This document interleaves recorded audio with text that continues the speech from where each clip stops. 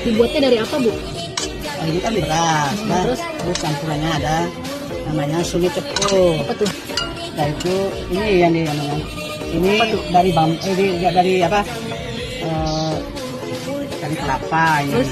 Parut, terus digoreng tuh bahannya. Banyak tuh namanya. Itu kelapa. Terus Iya. apa lagi? Digoreng tapi nggak ada minyaknya. Kalau Balinya tuh dinyanyak gitu namanya. Sangrai. Ya. Itu apa, Bu? Ini sayurnya. Sayurnya macam-macam, gado-gado sayur. Ini kacang. Oh. Kacangnya direbus nih. Terus? Isi bumbu.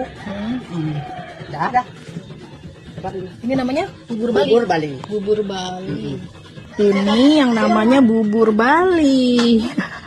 Beda banget ya sama bubur di Jakarta. Bubur Bali baru tahu saya. Mari kita coba.